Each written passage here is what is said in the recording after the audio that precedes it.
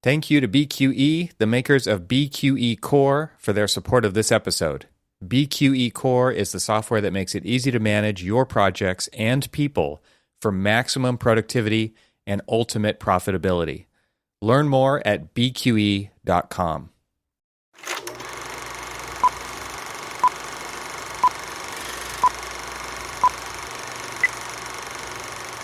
So, quick question.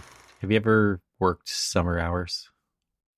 Like worked at a place that somehow observed different working hours than the rest of the year during summer? Yes. Huh.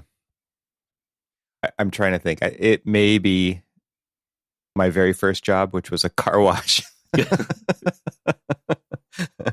But professionally, no, I don't think so. Yeah. So, first job that I had in Maryland when we moved here, they did observe summer hours. So when I came into the firm, it was summer hours. However, because is this an East Coast thing?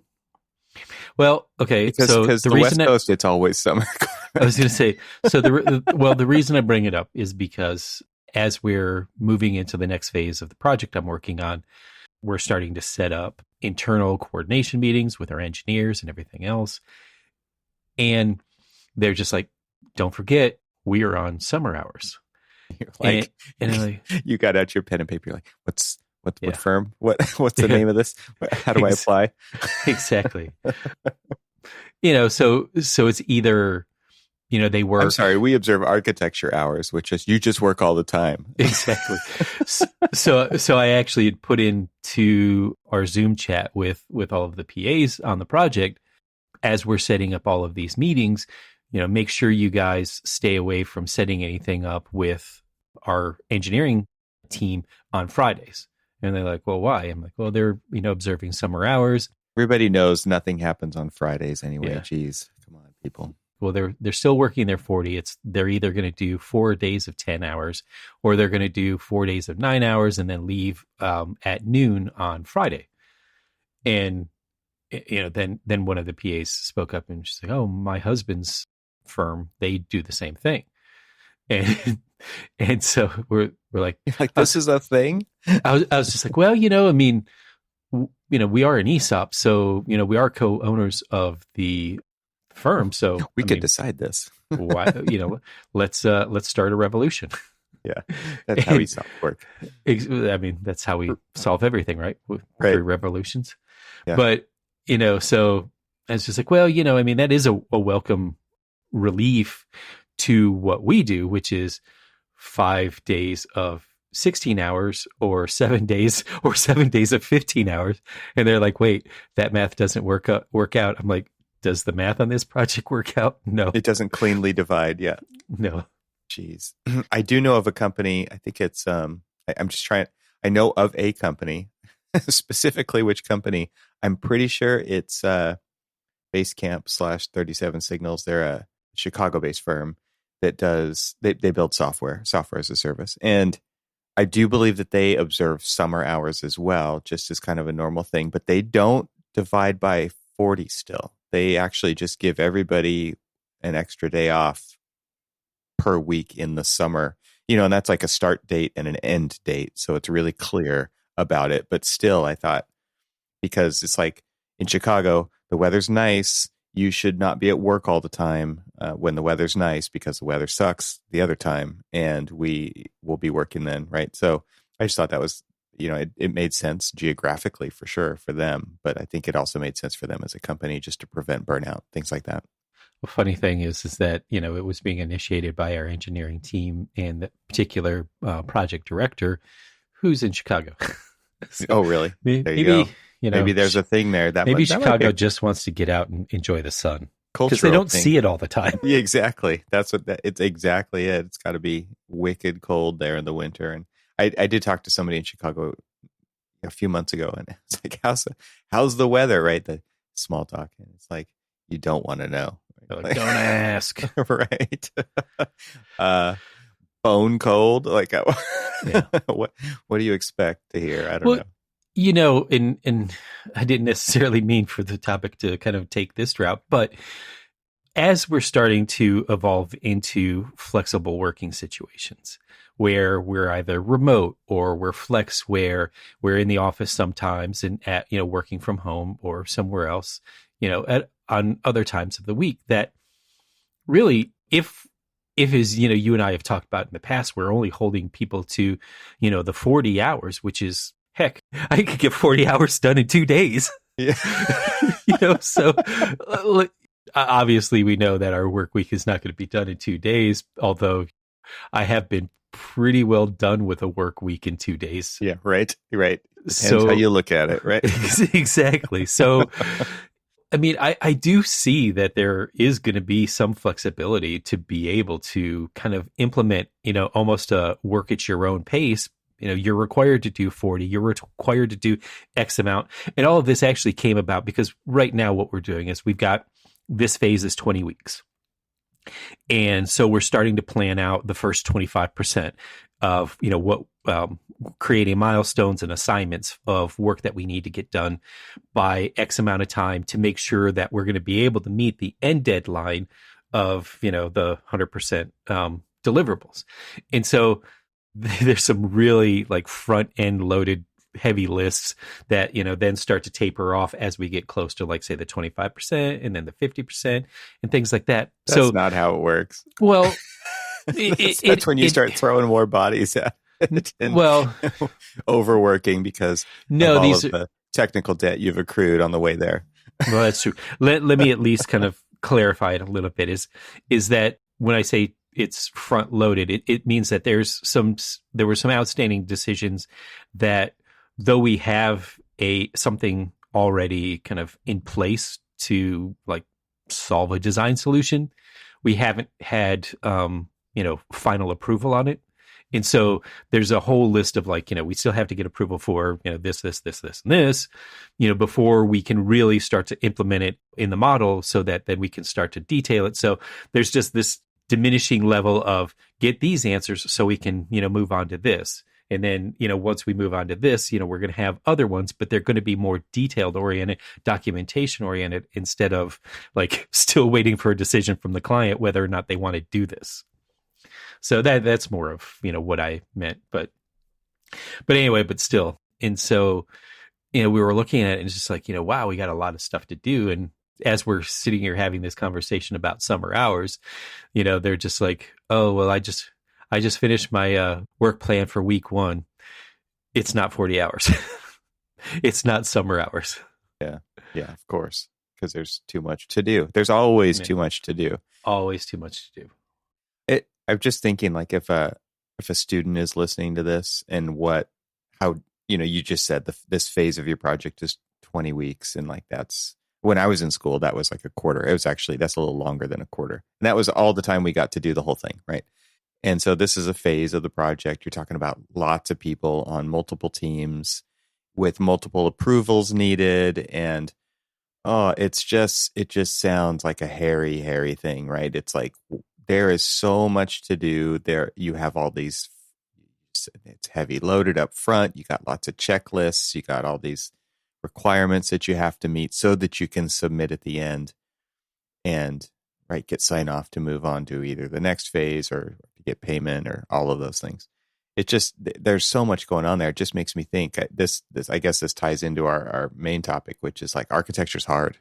There's so much below the surface of the final product. And I think anybody who makes things knows this kind of inherently. And by things, it could be a building, but it could also just be a product. And I think about, like, we've talked about this before, right? You got an iPhone in your pocket, and all you see is that final thing, and you expect it to work a certain way, and it can surprise you, it can delight you, it can piss you off, like all these things. But like all of the stuff that it took to actually make that thing is completely hidden from the majority of people on the planet who are not wired that way. They just buy the thing at the end, right? And I think people do associate architecture with being a thing at the end that either works or doesn't, is beautiful, is not, provides a great experience, or doesn't, like, right? It doesn't I'm not really talking about that part of it, other than it just being the thing that we use.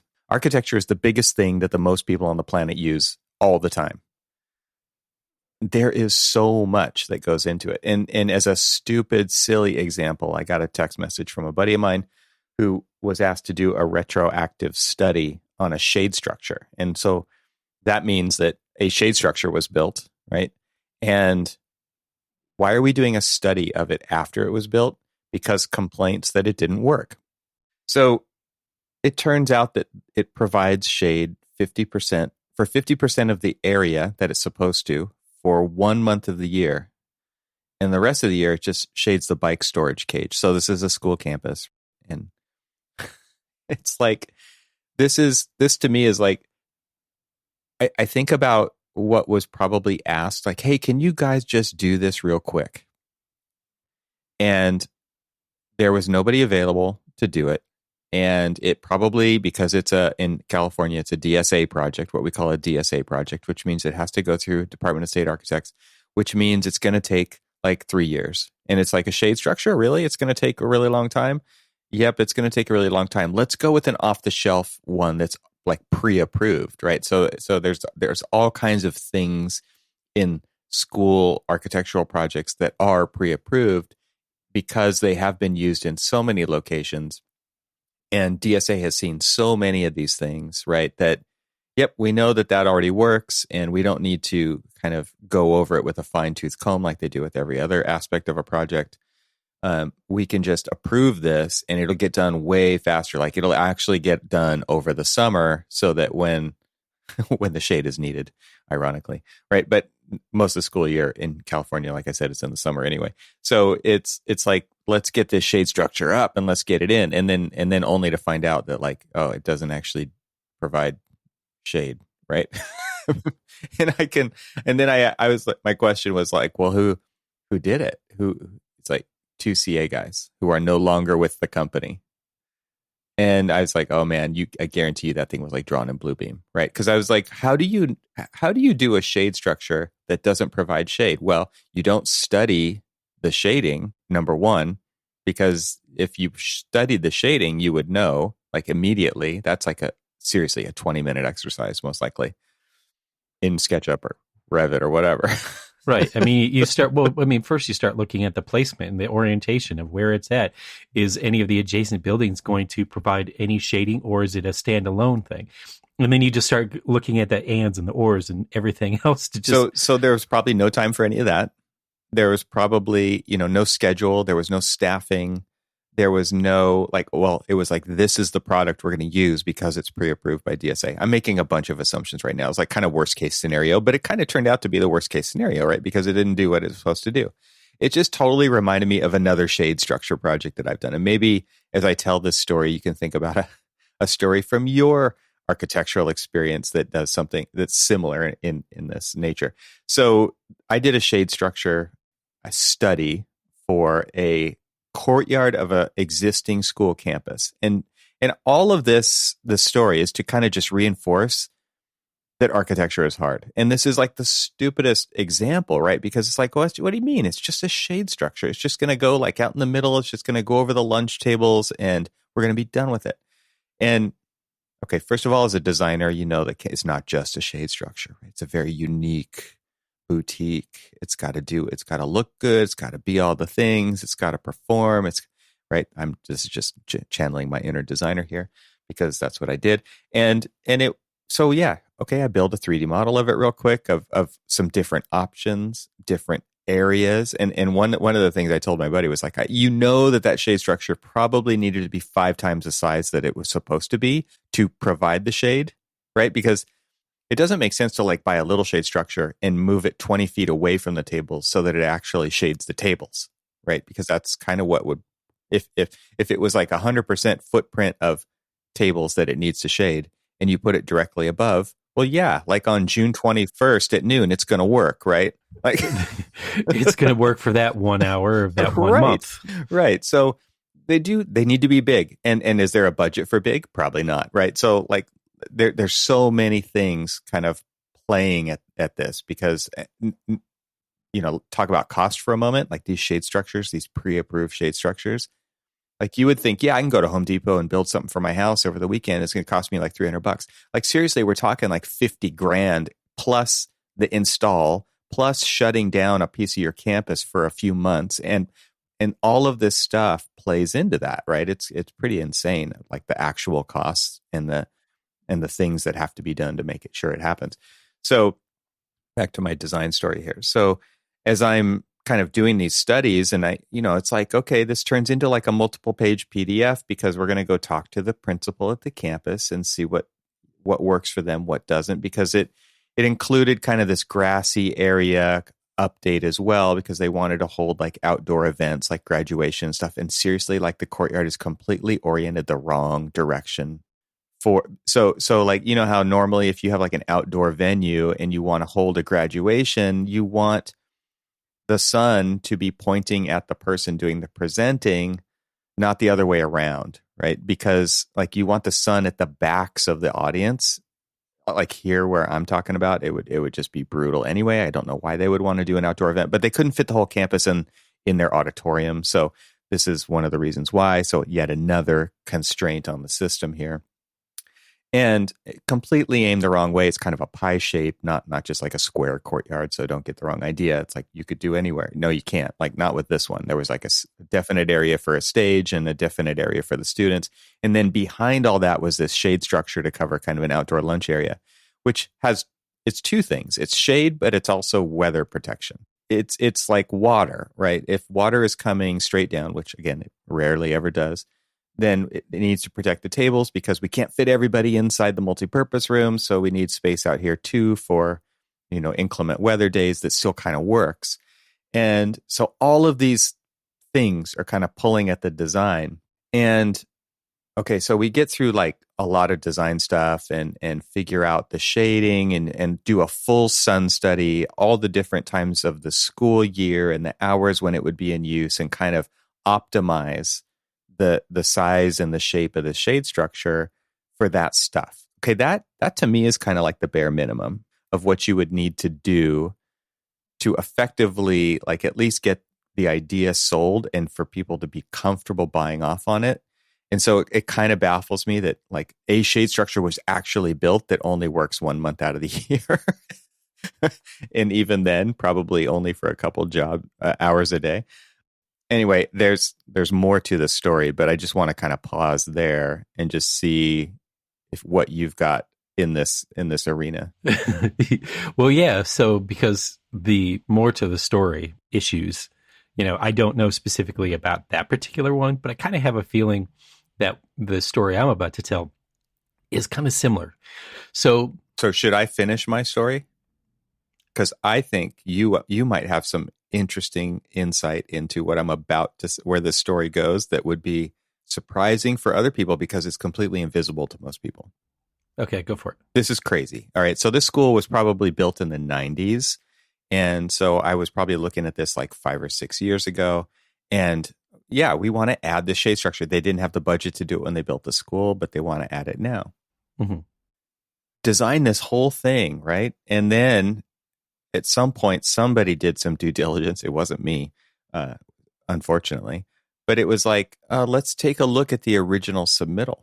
And only to find out, Cormac, that, when you're doing these buildings and you go through the exceptions for occupancy, mm-hmm.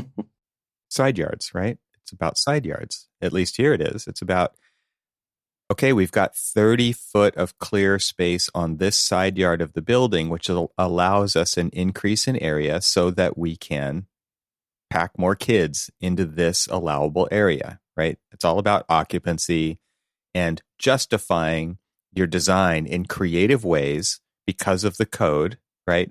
To achieve the goals of the campus. And there was like at least a 30 foot, it might have been bigger, side yard right where this shade structure was going to go. It's invisible. Nobody knows that this quote unquote side yard exists because it's just part of the campus. It's just part of the school. And you can't build anything there now because of this previously agreed upon by code officials and building departments and all these things to say like, yep, that's clear area. There's a fire separation there. And again, this is like an invisible line, right? It's like a fault that you walk over, and there's an earthquake one day, and it's like, holy crap, I didn't know that there was going to be a chasm here the next day, right? It's like, it's just this invisible thing that they exist all over the place, but we're not aware of them. And so what do we have to do now? Well, we need to fully sprinkler this shade structure. Not only do we need to fully sprinkler it, we need a water deluge system on this edge of it. Guess what? That project never happened.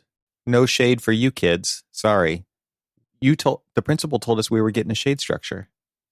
Like I don't even want to call it political fallout, but just like the lack of, like, you can see architecture is hard, dude. What they see is, and it's kind of very similar to my story but they see that, okay, yeah, we had planned to put a shade structure here.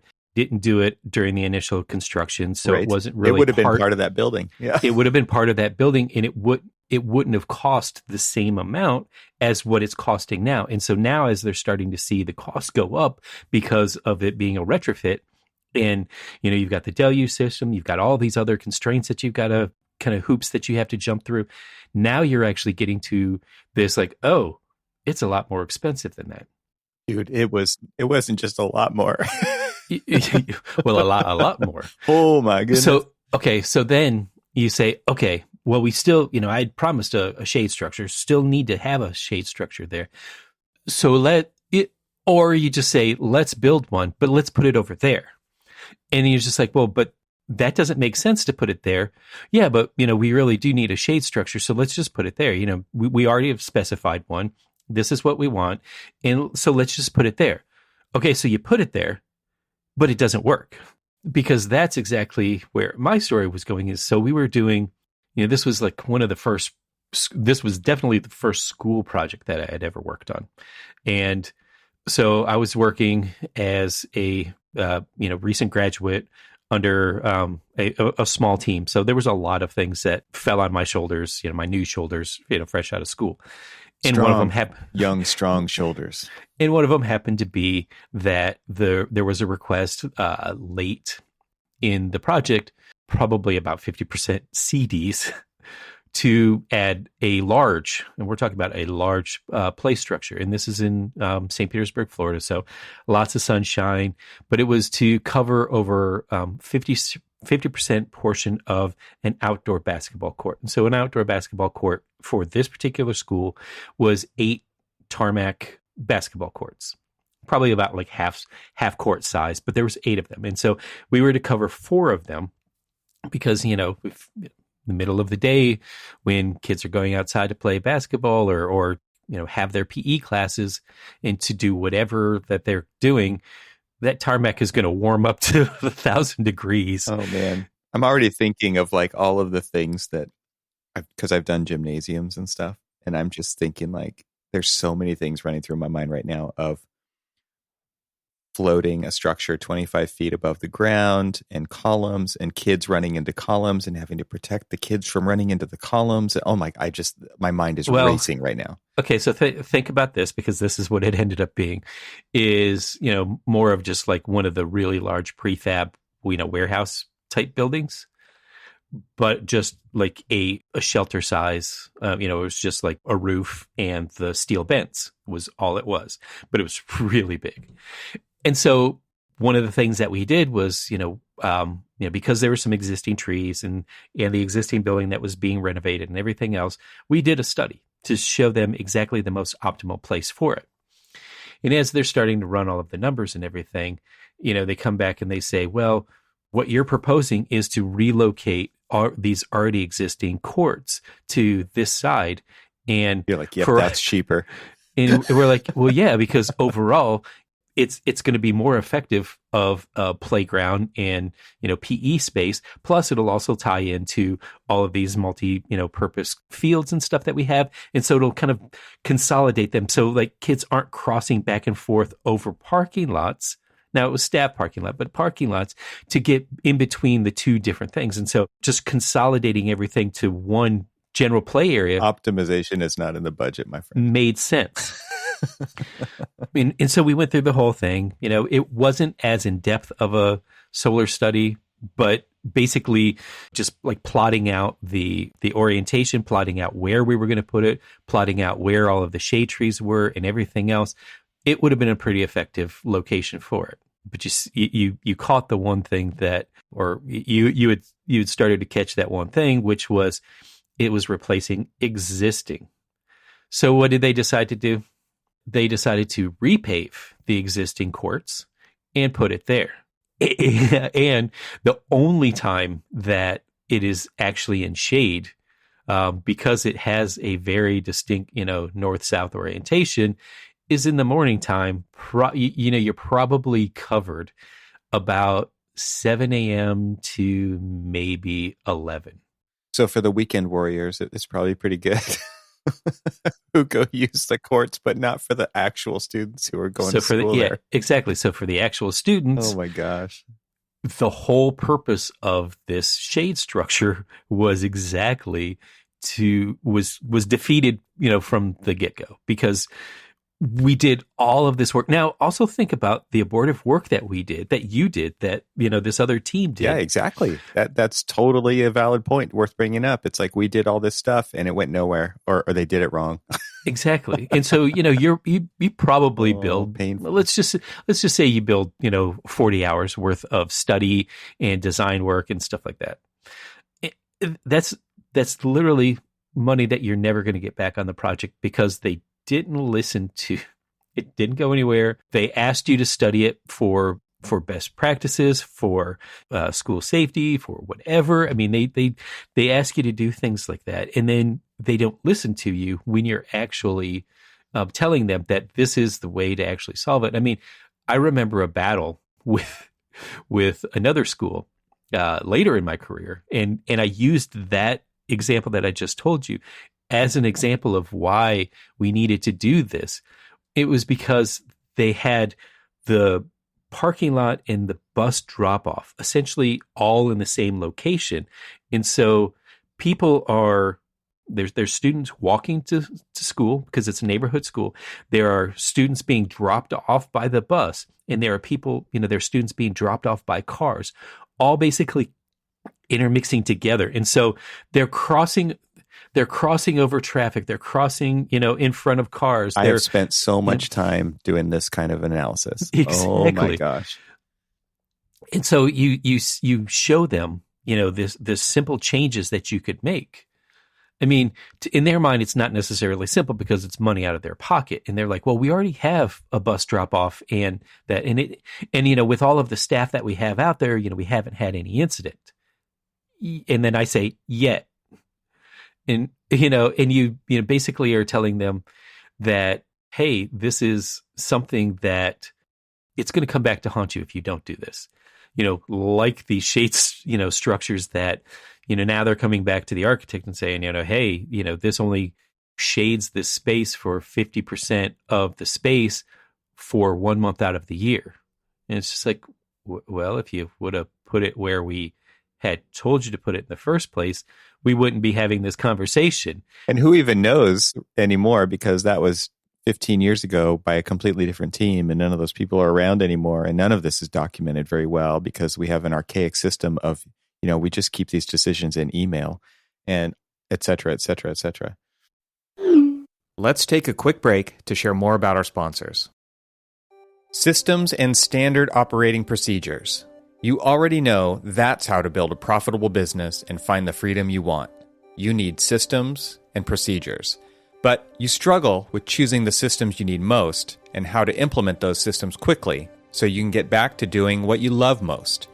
The Designing Your Business Masterclass series was created by an acclaimed architect and business consultant, Douglas Teager, FAIA, to help fellow architects and engineers run their firms more profitably while maintaining a healthy work-life balance. Douglas grew from a solo practitioner to become managing partner of his 30-plus person firm, and then later sold his firm so he can do what he does today, helping architects be more successful at Teager Consulting. On the third Wednesday of every month, Douglas dives deep into an essential topic that will strengthen the profitability of your firm and make it sustainable for growth in the years to come. Register now for the Designing Your Business Masterclass with Douglas Teager at bqe.com/masterclass and start implementing powerful systems for the profitability you need and the freedom you want. Every live masterclass session includes AIA continuing education credit, and when you visit bqe.com/masterclass, you'll have access to the full library of past sessions on demand. The Designing Your Business Masterclass is free, and it's brought to you by our friends at BQE, the makers of BQE Core, the software that makes it easy to manage your projects and people for maximum productivity and ultimate profitability. Register now for the next Designing Your Business Masterclass at bqe.com/masterclass. That's bqe.com/masterclass.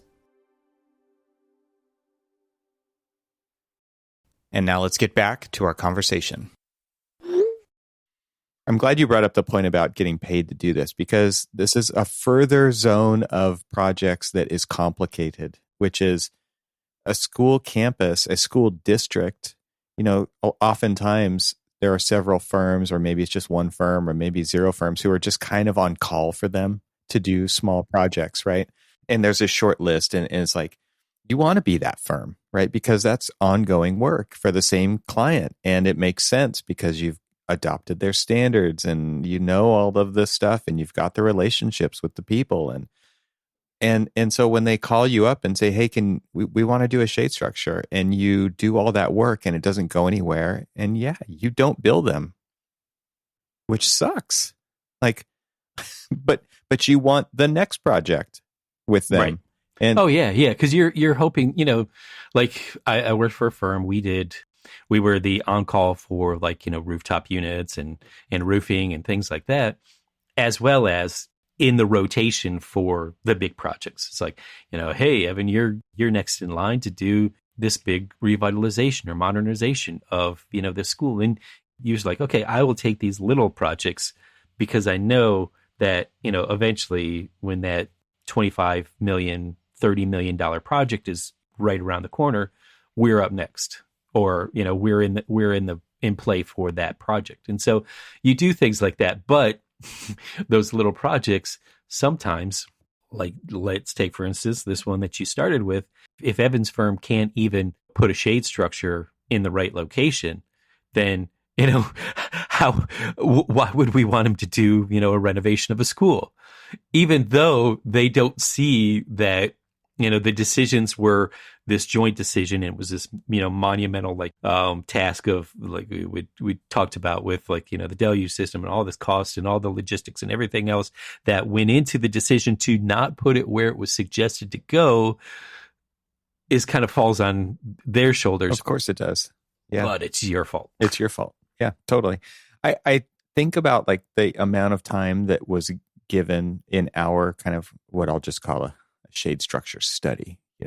Probably took a couple of weeks to do all this stuff, just to study.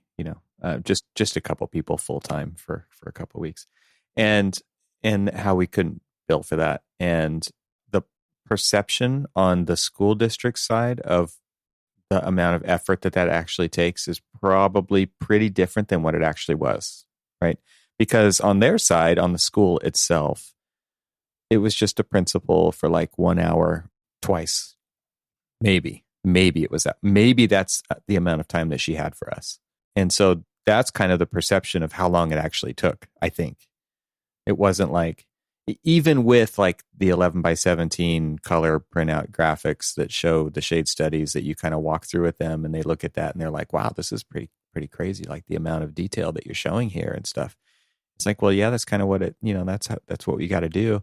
And to do it right. And even with that kind of in the moment acknowledgement of the materials that are presented, it's just, I don't think that even makes it in the overall evaluation of what it takes to do a job. It's just no, it just took a couple hours. We didn't bill for it, and neither did we probably. I mean, it wasn't my job to do this or my role to do this, but it was talk about the amount of effort that it actually takes to do this. And not only that, but after it's all over and the decision is made not to move forward with it, to say, look, here's what it actually took to do all that. And it was, and it's this isn't moving forward, we spent all this time that we are not getting compensated for as professionals in this industry. And I use this as one small example of something that happens all the time everywhere, right? Like it's crazy to think about how much time and productivity and income is lost because of these kinds of dead end projects that happen all the time everywhere. And people don't even talk about it. Not only do we talk about it internally, we don't talk about it externally either, right? Like help that client understand that we're going to chalk this one up to like good faith that other projects are coming and that we went above and beyond to do this. Here's the value of the service we just gave you. We don't even do that. We, the royal we, don't do that. And I'm sure there's a lot of people out there who do something in that regard to actually do that. But I think they're the minority. Man, that's painful. It's just, and it's like, my friend who got called in to do that, just this kind of retroactive study to say, well, why doesn't it work? And it was like obvious in the first 5 minutes. It's like, yep, bad design, verified. But, because, they're going to be the client's going to be the first one to say, well, this is errors and omissions from, the architect. And that's when I, kind of go into the reactionary mode of like, okay, hold on now. Who actually made some decisions here? Who made the decisions? What were the constraints? To use this particular shade structure as well as put it in its location. And, because if it was just, the architect making the decision, well, then yes, it's on them. If it's a couple of CA guys who just want to get out of CA and, move on to like the next project or whatever, and aren't traditionally designers, or they skip the steps of doing all of the actual preliminary work of designing it and doing the studies, right? Okay, then yeah, it's on them. But I mean, I'm sure right there the thing was like, we're not interested in figuring that part out, whose fault it is, because it looks bad either way. If it's a school, they're not going to want to hear that. If it's us, we're not going to want to let them know. What a mess. And there's bad design like this all over the place. And it's funny, like you think about a school and how, let's just say architecture in general, probably 99% of quote unquote architecture does not have an architect's name attached to it. Right. And that's probably a good thing. In a case like this, that's a great thing. Right. Who do I blame for this crappy design? And the fact of the matter is, like, this is a team sport and there are so many people involved. Typically, like, just coming at it from a design angle, when you're doing the design and you're working with these multi-headed client user groups, those are the people who will never, ever, ever use this facility. Not only are they probably in an administrative role in a different facility across town, of course they want to do a good job for the people who actually are going to use it, but they don't actually use it themselves. Or the projects take so long that they've moved on to some other job in some other district, and like it's never coming from the actual users. And then you think about it from a school standpoint, it is going to be around for the next 30, 40, 50 years, right? So you're talking about future people who are not here today having to live with the decisions of those who are at the table right now. I guess it's because of the permanence of architecture, it's really difficult to foresee the future. We can't even do it like on a day-to-day basis. Like, I can't tell you what's going to happen in 3 months. It's a crystal ball, right? But it always defaults back to that very favorite request of mine from a client is to future-proof something. Future-proof it. Yes. School of tomorrow. I think you brought up in the last episode, like the school of 21st, the learning environment of the 21st century. The 21st century school. Yeah. Like, okay, let's everybody go back 10 years. Well, can you imagine yourself 10 years ago having what we have today? No, you cannot. Just think about this. Think about like just libraries from 10 years ago versus now. In just the change of, having mostly all physical books. So you need a much larger space to, kind of a 50-50. And so does it then evolve to 100% digital, or what is the next step? And these are things that we just don't know. I mean, there may be a revolution that says, let's ban all kind of like digital forms of books and we go back to physical books. Or there could be just the opposite. I mean, in the mode of banning things.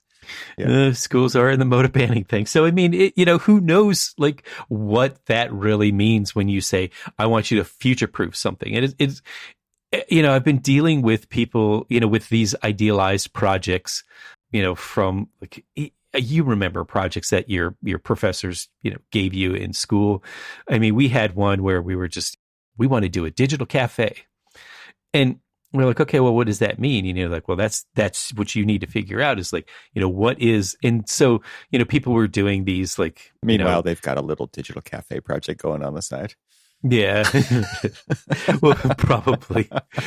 But it's, it's just like, they have these like, these questions about, it's just like, well, you're not thinking hard enough. I mean, do you really think that a cafe will be like this, or that, the digital, like, how are we going to be doing digital in the future and stuff, and I think about it then versus like where we are in reality now. It's like, this was way before the iPhone. This was way before those types of devices like the iPad or things like that, where it was completely changed the game, where, we were thinking about these, like, you go into this room and it's this like, digital walls and all this. Yeah, it's big screens and giant CRT monitors. Right. And, and it's just all of this other stuff. And it's none of that. It's, like currently right now, a digital cafe is a cafe with chairs and plugs. That's it. And Wi-Fi. I mean, that's literally it. They're just, could you just imagine if I proposed the future proof of a cafe back then to look like one now? They would have been like, you fail. You're just not thinking far enough. And it's just like, those are the questions that like just frustrate me when people are like, you need to future proof this. It's like, all right, yeah. That's when you just go back to like 1969 and watch 2001, and it's like, we actually have devices that were in that movie now, right? There's a quote by Bill Gates that is interesting to me, like thinking about this, and it says, most people overestimate what they can do in 1 year and underestimate what they can do in 10 years. And that to me, like, really speaks to kind of the things we're talking about. How fast can you do this? How much it's going to cost? I need it right now. And it's like, well, it's going to take this long. It's like that's a long process. But then in 10 years, like, you can't even imagine what that future is going to be. You can't even imagine it. Like, school of the future, library of the future, cafe of the future. We have no idea. Like, if you go back to 2007, when everybody had a flip phone or a candy bar phone and was texting by pushing the number 3 8 times to get to the character that they needed, right, in the string of characters, versus what you had 10 years later, it's insane, right? Like, I found my 2007 phone. Did you? Just before I got my iPhone. Yeah. What is it? Mine was a Palm Trio 650. You had all the keys. I had all the keys. Yeah, I didn't have to I didn't have to press squat. I even had a stylus. Did you file down your fingertips to push those tiny buttons? Oh, God, that sucked. Type on that little keyboard.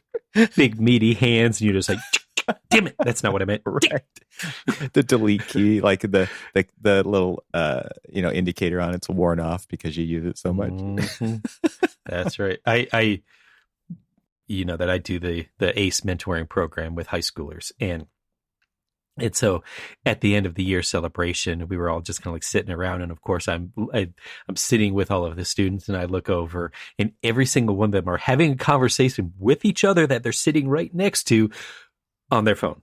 And they were just like, well, so I pulled up a picture because I had just found it. And so I had taken a picture of it. I don't remember, I sent it to you or whatever, but I had a picture of the Palm Trio. I was just like, this is what I had just before the iPhone. And the look on their face was just like, like shock and awe that there's just like, how did you do anything that with a device like that actually existed? Yeah.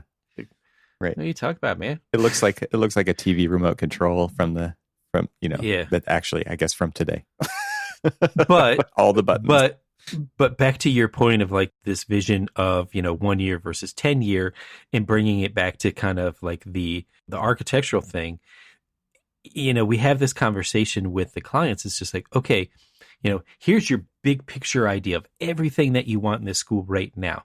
But then you start to like, look at it with your budget. And then you start to realize it's like, okay, well, I can't afford this. I can't afford this. Can't afford this if I want this, this, and this. So let's go ahead and do 100% CDs on everything, including all of the things that we can't afford.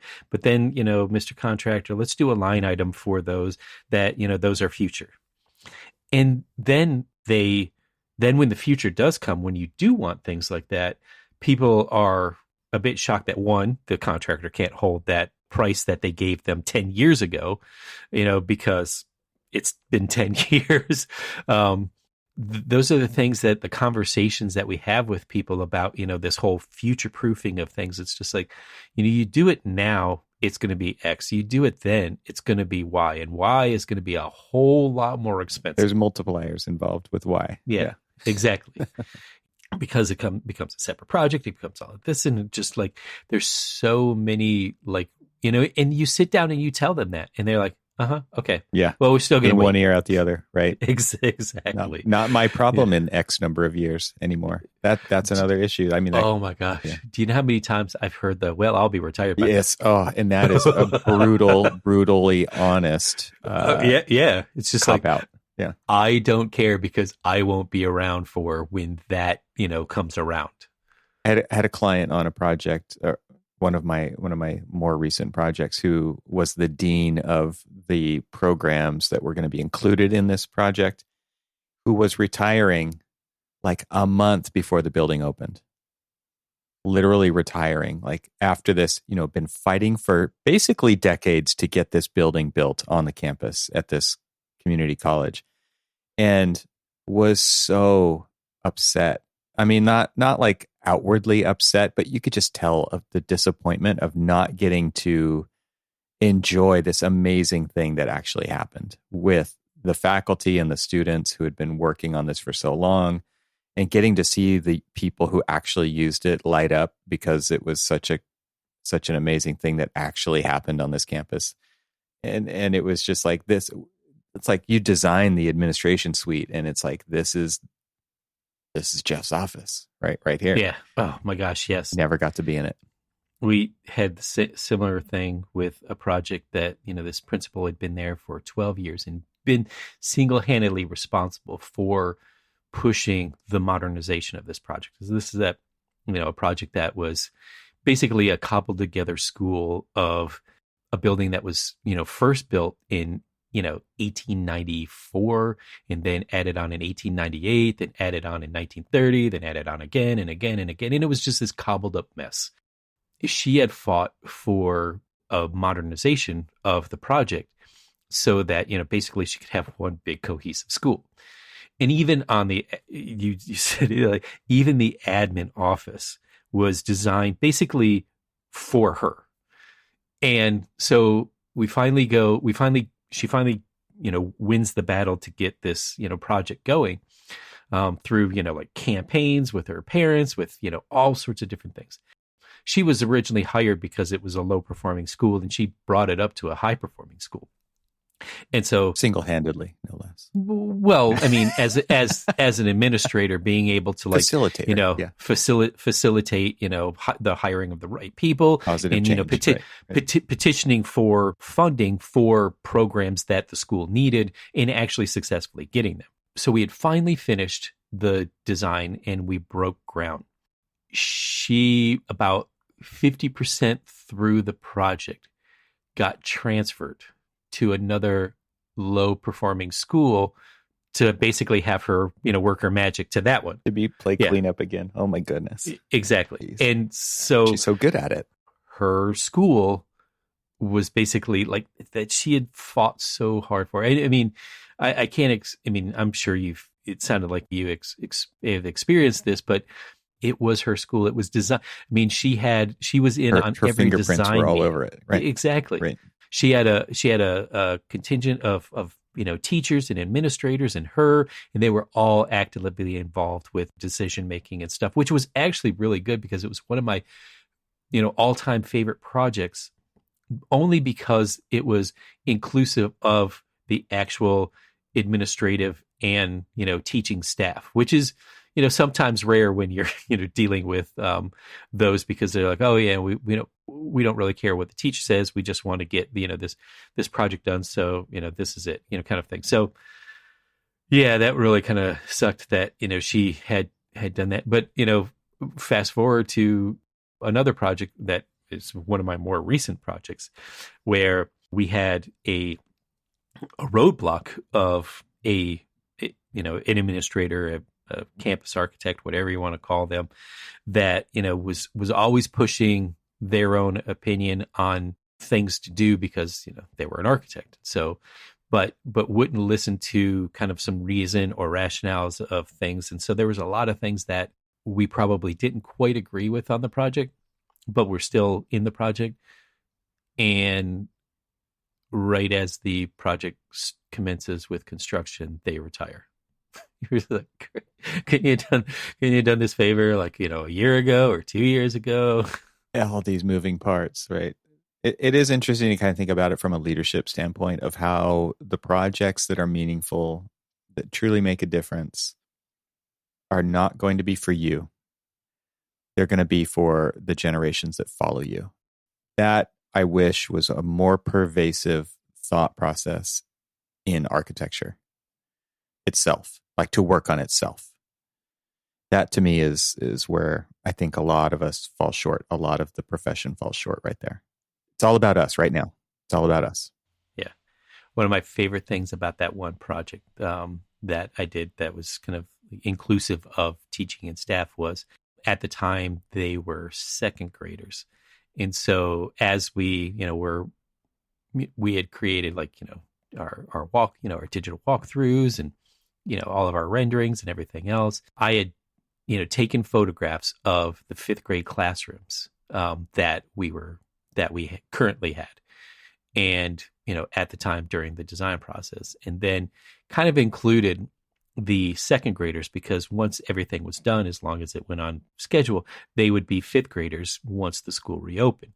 And so I kind of just included them in, the process of, not necessarily design, because then, I would have a chocolate fountain and a swimming pool and all these other things in the classroom. But at least, just kind of like talk to them. Oh, that just reminds me of my kids. My son wanted a hot dog tree. Like, there you go. Things like that. But, talking to them about that, and used to like come in during the process and actually meet up with that same class during construction and everything else. And I would always start with, this is the classroom that you guys used to have. And they're like, oh yeah, I remember that. And this is this, and this is that. And then I would show them, like the demolition. Then I would show them in progress and stuff like that.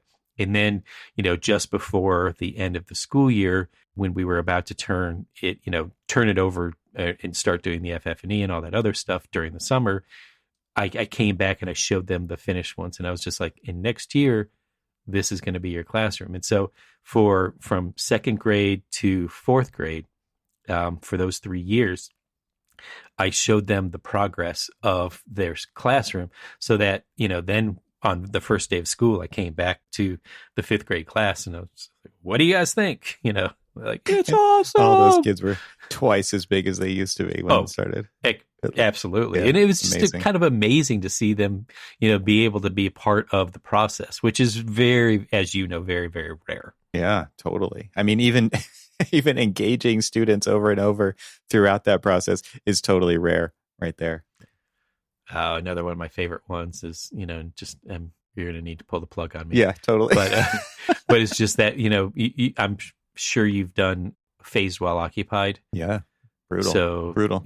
Oh, absolutely. But what we would do is we would actually put and made it known to the contractors to keep it all clean, but in many ways of that word.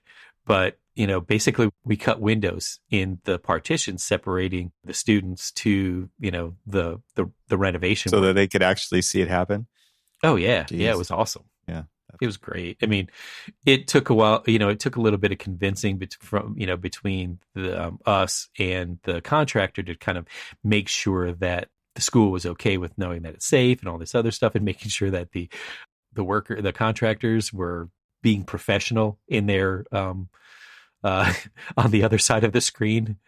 But there was many a times where we would actually have to black out the screen because kids would be a little too focused on what was going on outside of their world. Oh, heaven forbid they actually watched what was going on out there and it didn't just magically appear one day. Well, I mean, but think about this. I mean, things like that actually give students who may have not thought about doing a project, or a profession like that. Yeah, totally. Totally. It literally Agreed. gives them a window into that world. Anyway. Sweet dad joke to end it right there. That was I know, right? So Cormac, what is architecture? It's hard. Thank you to BQE, the makers of BQE Core, for their support of this podcast episode. Visit bqe.com/masterclass to register for the next Designing Your Business Masterclass. Thanks for listening. This show is part of the Gable Media Podcast Network. See all the shows at gablemedia.com. That's GABLMEDIA.com. You can help support what we're doing here by leaving a 5-star review on Apple Podcasts to help get the word out, and don't forget to share it with your friends. We'd love to hear from you, so leave a comment on the website at archispeakpodcast.com, where you can find our entire catalog of shows. Talk to you soon.